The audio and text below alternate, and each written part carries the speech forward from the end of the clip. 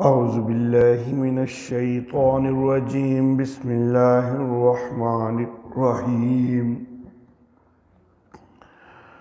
وَإِذَا قِيلَ لَهُمْ آمِنُوا كَمَا آمَنَ النَّاسُ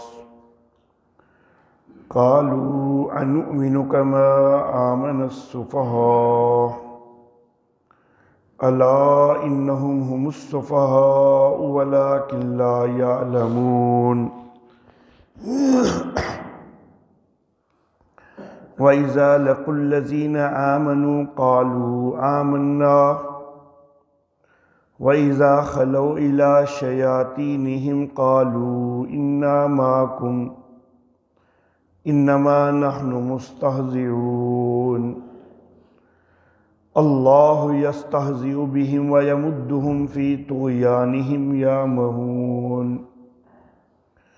أُولَئِكَ الَّذِينَ اشْتَرَوُا الضَّلَالَةَ بِالْهُدَى فَمَا رَبِحَتْ تِجَارَتُهُمْ وَمَا كَانُوا مُهْتَدِينَ صدق اللہ مولانا العلی العظیم وبلغنا نبیہ ورسولہ الکریم۔ اور جب ان سے کہا جائے کہ ایمان لاؤ جیسا کہ لوگ ایمان لائے تو کہتے ہیں کیا ہم ایمان لائیں جیسا کہ بیوقوف لوگ ایمان لائے؟ آگاہ رہو کہ بے شک وہ وہی بیوقوف ہیں اور لیکن وہ جانتے نہیں۔ اور جب وہ ایمان والوں سے ملتے ہیں تو کہتے ہیں ہم ایمان لائے، اور جب وہ اپنے شیطانوں کے ساتھ الگ ہوتے ہیں تو کہتے ہیں بے شک ہم تو تمہارے ساتھ ہیں، سوائے اس کے نہیں کہ ہم تو ہنسی کرنے والے ہیں۔ اللہ ان کی ہنسی کرتا ہے اور ان کو ان کی سرکشی میں کھینچتا ہے، بہکتے پھرتے ہیں۔ یہ لوگ ہیں کہ جنہوں نے خریدا گمراہی کو ہدایت کے بدلہ میں، پس نہ نفع والی ہوئی ان کی تجارت اور نہ یہ ہدایت والے ہوئے۔ محترم احباب، منافقین کا تذکرہ چل رہا ہے، اور منافقین میں سے بھی جو بڑے درجے کے منافق ہیں جن کو اعتقادی منافق کہا جاتا ہے ان کا تذکرہ کیا جا رہا ہے۔ گزشتہ آیات میں آیت نمبر 8 میں انہی منافقین کے متعلق یہ بات بھی ارشاد فرمائی گئی کہ وَمِنَ النَّاسِ مَن يَقُولُ آمَنَّا بِاللَّهِ وَبِالْيَوْمِ الْآخِرِ۔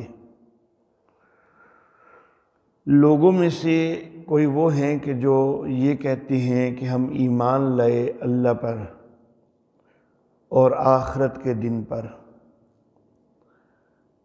تو وہاں پر ذکر ہوا کہ وہ اپنے ایمان کا اظہار کرتے ہیں۔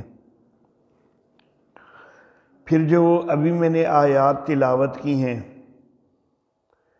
ان میں بھی آیت نمبر 14 میں اللہ رب العزت فرماتے ہیں وَإِذَا لَقُوا الَّذِينَ آمَنُوا قَالُوا آمَنَّا، اور جب یہ ایمان والوں سے ملتے ہیں تو کہتے ہیں کہ ہم ایمان لائے۔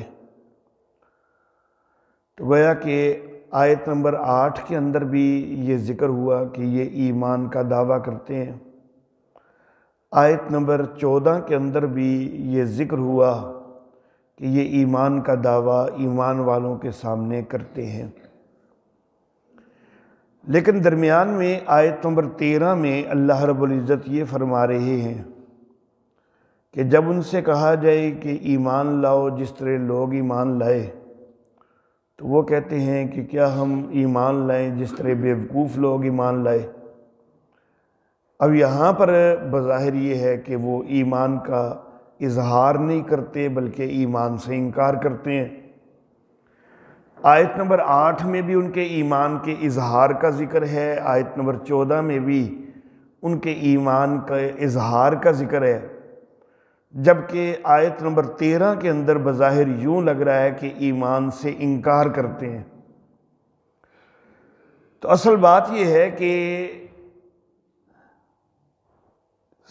جس وقت ایمان والوں کے سامنے ہوتے ہیں نا، تو اس وقت ایمان کا اظہار ہی کرتے ہیں۔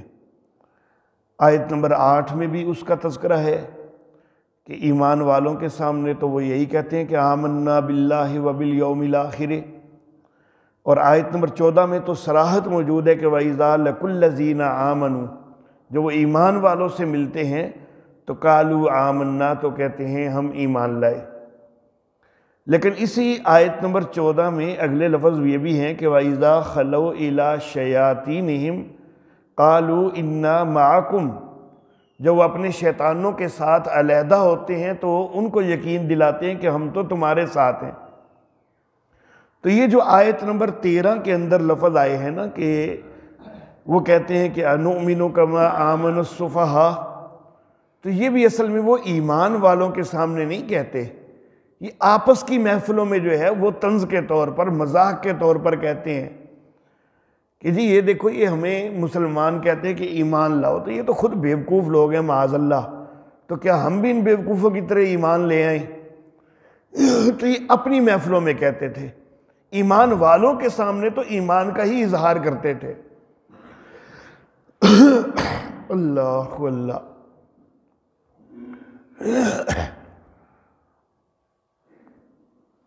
ایمان والے اہل اسلام جس وقت جو بھی صحیح مسلمان بنتا گیا تو اس کی حالت یہ ہوئی کہ اسلام ہر چیز سے اس کے لیے آگے ہو گیا۔ اپنے رشتہ دار پیچھے ہو گئے، عزیز و اقارب پیچھے ہو گئے، دنیا کی دولتیں پیچھے ہو گئیں، ہر چیز سے ایمان آگے بڑھ گیا۔ مکہ سے ہجرت کرنا پڑی، ہجرت بھی کر لی، ساز و سامان گھر بار سب کچھ یہیں مکہ میں چھوڑنا پڑا تو چھوڑ دیا، تو ایمان سب سے آگے ہو گیا۔ تو یہ جو چیز ہے اسی کو وہ معاذ اللہ بیوقوفی شمار کرتے کہ دیکھو جی ایمان کے پیچھے لگ کے اپنے گھر بار تک بھی چھوڑ آئے ہیں، اپنا سارا مال و دولت بھی چھوڑ آئے ہیں، بیوقوف لوگ ہیں معاذ اللہ۔ پھر غزوہ بدر ہوتا ہے تو یہ نظر آتا ہے کہ حضرت ابو عبیدہ بن جراح رضی اللہ تعالی عنہ، اصل ابو عبیدہ بن عبداللہ بن الجراح، یہ الجراح جو ہے یہ دادا کا نام ہے ان کا، لیکن عربوں میں بعض اوقات دادا کے نام سے بھی جو ہے وہ معروف ہو جاتے ہیں، تو ابو عبیدہ بن الجراح معروف ہیں، لیکن اصل میں ہے ابو عبیدہ بن عبداللہ بن الجراح، والد کا نام عبداللہ ہے اور دادا کا نام الجراح ہے۔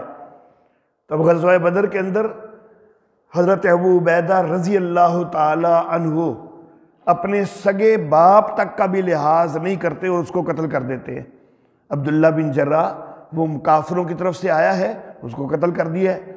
حضرت عمر فاروق رضی اللہ تعالی عنہ اپنے ماموں عاص بن ہشام کو قتل کر دیتے ہیں۔ یہ ابو جہل کا بھائی ہے، ابو جہل بھی حضرت عمر فاروق کا ماموں لگتا تھا، تو ابو جہل کا نام ہے عمر بن ہشام اور یہ دوسرا بھائی ہے عاص بن ہشام۔ تو اپنے ماموں تک کو قتل کر دیا، رشتہ داریوں کی پرواہ نہیں کی، بلکہ عقیدہ آگے آ گیا، رشتہ داری پیچھے چلی گئی، ایمان آگے آ گیا۔ اللہ اللہ۔ حضرت ابوبکر صدیق رضی اللہ تعالی عنہ کا بیٹا حضرت عبد الرحمن رضی اللہ تعالی عنہ، یہ اس وقت ابھی کافروں کی طرف سے تھے اور کافروں کی طرف سے لڑ رہے تھے۔ بعد میں اللہ رب العزت نے ان کو ایمان کی دولت سے سرفراز فرما دیا۔ تو جب ایمان لائے تو ایک دن اپنے والد محترم حضرت ابوبکر صدیق رضی اللہ تعالیٰ عنہ سے کہنے لگے کہ غزوہ بدر کے موقع پر ایک وقت ایسا آیا تھا کہ آپ میری تلوار کے نیچے آ چکے تھے، میں چاہتا تو آپ کو قتل کر دیتا، لیکن میں نے لحاظ کر دیا کہ آپ میرے والد ہیں۔ لیکن حضرت ابوبکر صدیق رضی اللہ تعالیٰ عنہ نے جواب دیا کہ بیٹے تو نے تو لحاظ کر دیا، اگر میری تلوار کے نیچے تو آیا ہوتا میں کبھی بھی لحاظ نہ کرتا۔ تو اقارب پیچھے، بیٹے تک بھی پیچھے، باپ تک پیچھے، ماموں پیچھے، صرف ایمان سب سے آگے بڑھ گیا۔ تو اس حالت کو وہ بدبخت منافق لوگ بیوقوفی سے تعبیر کرتے، یار کتنے بیوقوف ہیں، اپنے ہی عزیزوں کے مخالف ہو گئے ہیں، اور اپنے شیطانوں کے ساتھ جب الگ ہوتے تو وہ کہتے کہ وہ تو بیوقوف ہیں کہ اپنوں کے مخالف ہوئے ہیں، ہم آپ کے اپنے ہیں، ہمارے اور آپ کے تعلقات ہیں، ہم تو تمہارے ساتھ ہی ہیں۔ تو وَإِذَا قِيلَ لَهُمْ آمِنُوا، جب ان سے کہا جائے کہ ایمان لے آؤ، كَمَا آمَنَ النَّاسِ، جیسا کہ لوگ ایمان لائے ہیں۔ لوگ کون ایمان لائے؟ یہ مثال دی ان کے سامنے مخلص صحابہ کرام رضوان اللہ علیہم اجمعین کی۔ اللہ رب العزت نے صحابہ کرام رضوان اللہ علیہم اجمعین کو یہاں پر یہ اتنا بڑا اعزاز دیا ہے کہ ایمان کا معیار قرار دے دیا ہے کہ بھئی اگر ایمان لانا ہے نا تو ان مخلص صحابہ کی طرح ایمان لاؤ تو تب ایمان قبول ہے۔ جو تم زبانی کہہ دیتے ہو کہ آمنا باللہ وبالیوم الآخر، تو اس زبانی ایمان کا کوئی فائدہ نہیں ہے، یہ ایمان قابل قبول نہیں ہے۔ اس کے زبانی کہنے کے باوجود وما ہم بمؤمنین کا ہی مصداق ہو، تم ایمان والے نہیں ہو، لیکن اگر ایمان لاتے ہو جس طرح مخلص صحابہ کرام ایمان لائے ہیں تو پھر تمہارا ایمان جو ہے وہ قابل قبول ہوگا۔ تو صحابہ کرام رضوان اللہ علیہم اجمعین، ان کو یہ بہت بڑا اعزاز حاصل ہے کہ وہ ایمان کے اندر معیار ہیں۔ اللہ اللہ۔ دور حاضر میں کئی لوگ صحابہ کرام رضوان اللہ علیہم اجمعین ان کی تحقیر کرتے ہیں، ان کے اوپر تبرہ کرتے ہیں، ان کو اپنے ایمانوں کی خیر منانی چاہیے۔ اللہ رب العزت نے تو صحابہ کرام کو ایمان کا معیار قرار دیا ہے، تو جو ایمان کا معیار ہیں اگر تم ان کے متعلق بھونکو گے تو خود تمہارا اپنا ایمان ضائع ہوگا، ان کے اوپر تو ان کے شان میں تو کوئی فرق نہیں پڑنے والا۔ اللہ واللہ۔ میرے والد محترم حضرت قاضی عصمت اللہ عاصمہ اللہ تعالی، وہ یہاں پر ایک بات فرمایا کرتے تھے، اور وہ فرماتے تھے کہ بات میں جو کرنے لگا ہوں بڑی عجیب بات کرنے لگا ہوں بظاہر، لیکن حقیقت ایسے ہی ہے۔ وہ فرمایا کرتے تھے کہ ایک ہے ایمان اور ایک ہے اعمال، ان میں سے بڑا درجہ کس چیز کا ہے؟ ایمان کا، کیونکہ ایمان اگر ہے نا، اعمال نہ بھی ہوں تو کبھی نہ کبھی جنت مل جائے گی، لیکن اگر ایمان نہیں ہے نا تو اعمال لاکھوں کروڑوں ہی کیوں نہ ہو سب ضائع ہو جاتے ہیں۔ تو اصل درجہ، اصل مقام جو ہے وہ تو ہے ایمان کا۔ ایمان بڑی چیز ہے، اعمال چھوٹی چیز ہے۔ لیکن اگر ہم یہ دیکھیں کہ ہمارے لیے معیار ایمان کون ہے اور معیار اعمال کون ہے، تو معیار ایمان ہمارے لیے صحابہ کرام ہیں اور معیار اعمال ہمارے لیے نبی اکرم صلی اللہ علیہ وسلم ہے۔ اللہ اللہ۔ بظاہر تو بات عجیب ہے نا کہ ایمان تو ایک بڑی چیز ہے، تو جو بڑی چیز ہے اس میں نبی اکرم صلی اللہ علیہ وسلم کو معیار ہونا چاہیے نا۔ اعمال تو چھوٹی چیز ہیں، تو اعمال میں صحابہ کو معیار بنا دیا جاتا، لیکن اللہ رب العزت نے یہاں پر اعمال کے اندر نہیں، ایمان کے اندر صحابہ کرام کو معیار قرار دیا ہے کہ وَإِذَا قِيلَ لَهُمْ آمِنُوا كَمَا آمَنَ النَّاسِ، تو ایمان کے اندر معیار قرار دیا ہے۔ اور دوسری طرف نبی اکرم صلی اللہ علیہ وسلم کے حوالہ سے ارشاد فرمایا کہ لَقَدْ كَانَ لَكُمْ فِي رَسُولِ اللَّهِ أُسْوَةٌ حَسَنَةٌ، تمہارے لیے اللہ کے رسول میں بہترین نمونہ ہے۔ اعمال کرنے ہیں تو وہاں پر معیار، وہاں پر نمونہ کس کو بنانا ہے؟ نبی اکرم صلی اللہ علیہ وسلم کو۔ ایمان کے اندر نمونہ بنانا ہے صحابہ کرام کو، اور اعمال کے اندر نمونہ بنانا ہے نبی اکرم صلی اللہ علیہ وسلم کو۔ اب یہ بظاہر تو پھر معاذ اللہ ثم معاذ اللہ یوں لگ رہا ہے کہ چھوٹی چیز میں نبی وسلم کو معیار قرار دیا تو پھر تو نبی وسلم کا درجہ کم ہو گیا، صحابہ کو بڑی چیز میں معیار قرار دیا تو ان کا درجہ زیادہ ہو گیا، بظاہر تو یہ لگ رہا ہے، لیکن حقیقت ایسا نہیں ہے۔ اب ذرا تھوڑا سا اس کی گہرائی میں جاتے ہیں تو پھر پتہ چلے گا کہ ہم نے نبی اکرم صلی اللہ علیہ وسلم کا درجہ ہی زیادہ رکھا ہے حقیقت میں۔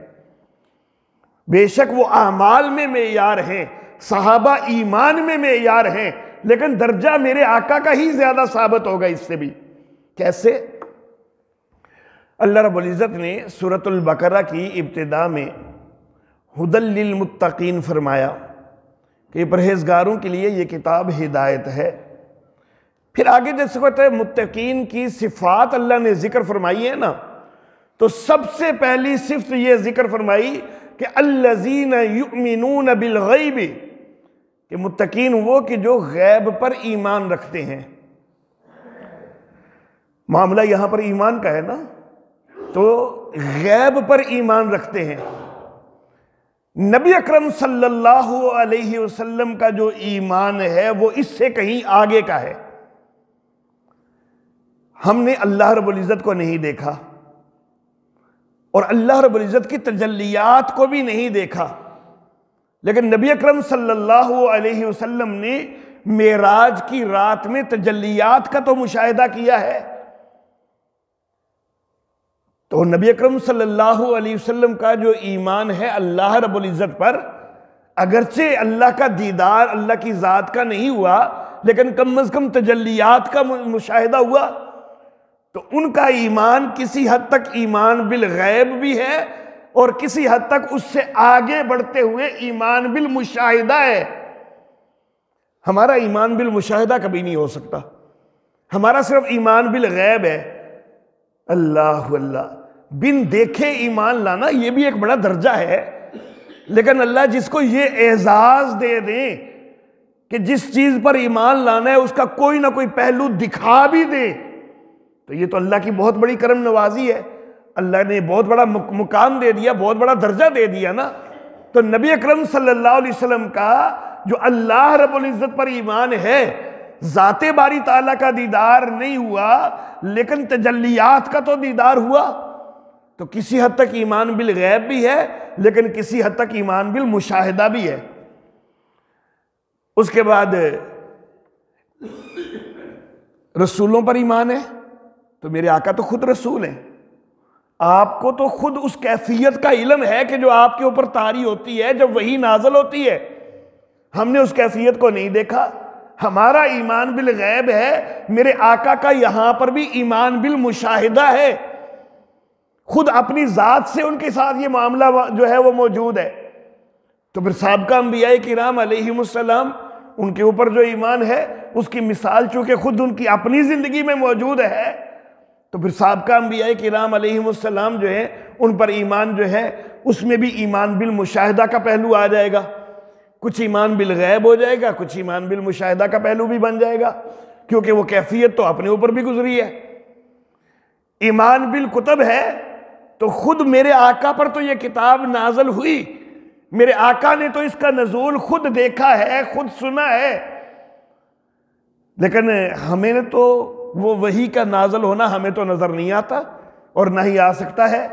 تو ہمارا تو ایمان بالغیب ہے، میرے آقا کا یہاں پر بھی ایمان بالمشاہدہ ہے، اور سابقہ کتابوں کو اترتا نہیں دیکھا، لیکن جب خود ایک کتاب والی کیفیت اپنے اوپر طاری ہوئی ہے تو پھر سابقہ کتابوں کے اوپر بھی جو ہے وہ ایمان جو ہے اس میں ایمان بالمشاہدہ کا پہلو تو آ جائے گا، اگرچہ وہ ایمان بالغیب کا پہلو بھی رہے گا کہ ان کا نزول نہیں دیکھا لیکن ان کے نزول والی کیفیت تو دیکھی ہوئی ہے، تو ایمان بالمشاہدہ کا پہلو بھی آ گیا۔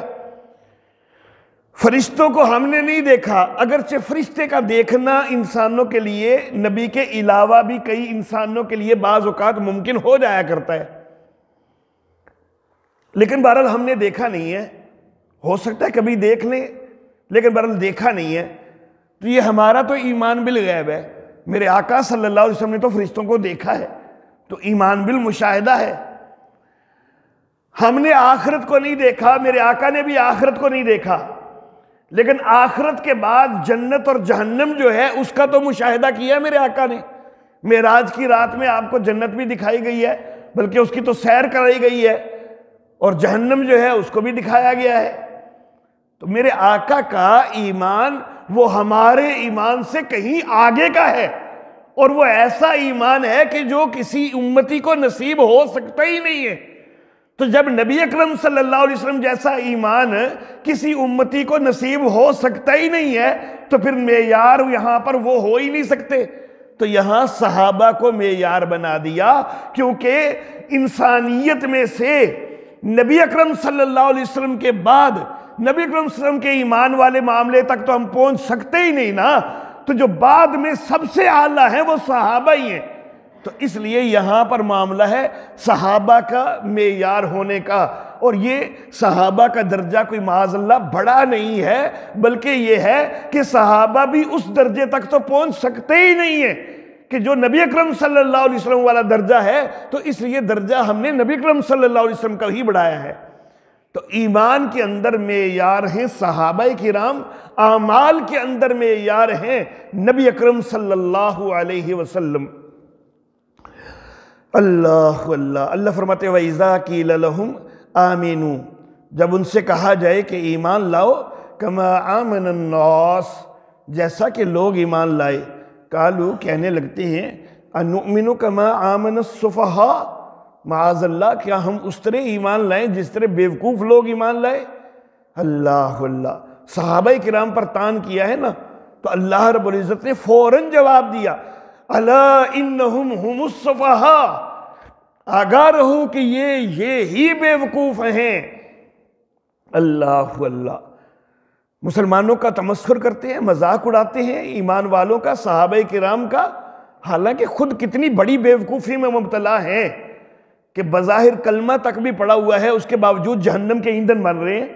اس سے بڑی بیوقوفی کیا ہوگی کہ ایمان والوں کی صفوت کے اندر آنے کے باوجود بھی نجات کے مستحق نہیں ہو رہے ہیں، تو بیوقوف تو خود ہیں، اپنے آپ کو جو ہے وہ گمراہی کے اندر رکھا ہوا ہے، اس سے بڑھ کر بیوقوفی اور ان کی کیا ہوگی؟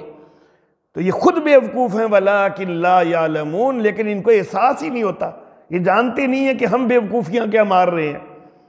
وَإِذَا لَقُوا الَّذِينَ آمَنُوا قَالُوا آمَنَّا، جس وقت ایمان والوں سے ملتے ہیں تو یہاں پر یقین دلاتے ہیں کہ ہم تو ایمان لائے ہیں۔